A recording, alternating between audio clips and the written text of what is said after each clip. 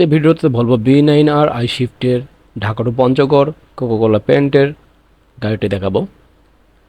এটির ইন্টেরিয়র দেখতে পাচ্ছেন অনেক সফট এবং অনেক বড় বড় সিটের একটি গাড়ি। আর এই গাড়ির ড্রাইভার মূলত মোহর মোহর ভাই।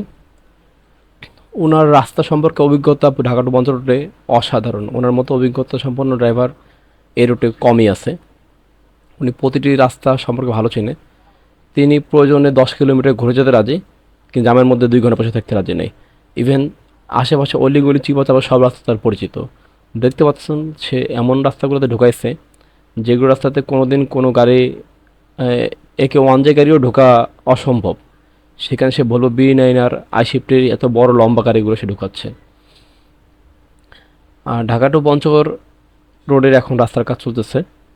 তো রাস্তাগুলো কোনো জায়গায় রাস্তা কমপ্লিট হয়েছে, কোনো রাস্তা এখনও কমপ্লিট হয় নাই। যেহেতু এখন শীতকাল, তাই কোনো কোনো জায়গায় হালকা পাতলা কুয়াশা শুরু হয়ে গেছে। এখন শীতের শুরু কেবল। আর উত্তরবঙ্গ তো শীত প্রায় ঢাকা শহরের চেয়ে 2-3 মাস আগে শুরু হয়ে যায়, বিশেষ করে পঞ্চগড় তেঁতুলিয়াতে।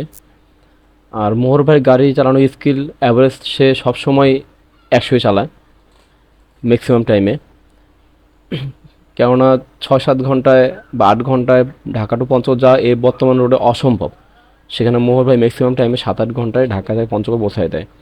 ম্যাক্সিমাম টাইমে আপনার রংপুরের পরে ভোর ভোর টাইমে রাস্তা অনেক ফাঁকা থাকে, কারণ এই রোডে গাড়ির চাপ প্রচুর কম।